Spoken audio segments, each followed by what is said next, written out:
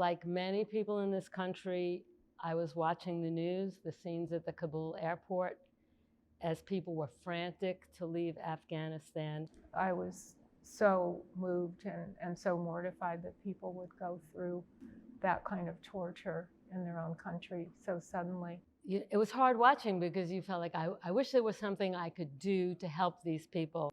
And when this opportunity actually came up to help a family who experienced that, I wanted to be part of it. So we had the opportunity um, through NICE. We found out that there was actually funding available to help these families and to integrate into American life. We had a few months between when we knew we were going to do the project and when we actually met the family. So we had this very excellent cultural training, like this is what you do and what you don't do. And we tried to immerse ourselves as much as we could in the new culture that we were going to be experiencing. But we didn't know who they'd be. We didn't know how many, where they would live, and what our responsibility would be. We wanted them to feel connected and comfortable with us. We had several months before we got to know who our family was going to be. Now that I know them, I don't think it was random at all. I think it was perfect. They'd been flown into an air base and had been housed there by the US military for 3 months. After that, they'd been resettled in Nashville in temporary housing. So we didn't meet them until they'd been in this country for probably 4 or 5 months. It was very exciting. They are wonderful and warm. The children were absolutely adorable. This is a family with 5 children under the age of 6, and they were ready to play and have a good time with us. I didn't really feel like we went through a lot of adjustment. We just walked in human to human and smiled, and they hugged us right away. They hadn't been hardened, that like a lot of people that have gone through trauma all their lives, even though they had. The to-do list in the beginning honestly felt a little overwhelming.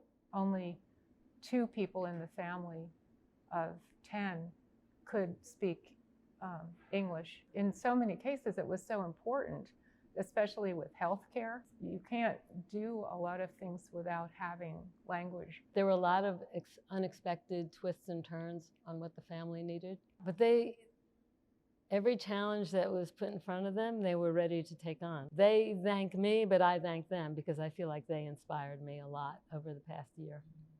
When they needed help with something, we may not have gotten it within 24 hours, but we did our best to deliver as quickly as possible. And when they needed us, we showed up. We had a list every time we went over there. We helped them with food. We would bring food if there was something, they didn't have a car, so they'd say, can you bring us, canned tomatoes? So it was small things like that, but it was also helping them navigate doctor's appointments, dentist appointments, any kind of medical emergencies. If they needed a ride, we found a driver. If they needed somebody to go with them to an appointment, we made sure we had a volunteer. So I think being present and being there, they knew they could call us and we would help. We had some wonderful volunteers that were teachers that came over and worked with the children, played with them, and really helped them with their proficiency in English and just normal developmental stages of being a child. It was hard to plan because whatever we planned on working on, it always seemed like we got diverted to something that was more important at the moment. We were lucky we had a big team and we could handle all the problems and all the issues that came up. I think it's extremely important to relate to people one-on-one and find out what they really need, not what services are available, but find out from them. They've worked so hard. They started out at a job where they were not very happy, but they did it diligently anyway. They were able to move to a different job. They've moved out of the apartment that was inadequate for them and moved into a beautiful new house that they're renting in a very quiet, tree-lined neighborhood. The children have entered a brand new school. The girls are going to school. Bringing the little girl to school for the first day knowing that if she was still in Afghanistan, that going to school would not be an option, has been very meaningful. There is one young woman in the family who really wants to go to college. She really wants to learn how to drive. Knowing that she's here and she will have opportunity to do that here is very powerful. They're an American success story. They really are. I can't even imagine what they'll be like 10 years from now, or when the kids graduate from school and go to college. But I don't think we're ever going to stop watching this family to see what happens with them. And they tell us the same thing. My only advice would be make sure you have a strong backup team, because it's a lot of work. It is a lot of work, but absolutely, absolutely one of the most gratifying experiences I've had. It's hard not to get close to this family. They are just so warm and welcoming. There is never a visit where you're not sitting down and being offered something to eat or drink. To meet a group of people that you don't know at all, that just accept you as family, for one thing, and treat you with such respect. And I think that's so key. Everything that we did for them, I don't feel like they took anything for granted.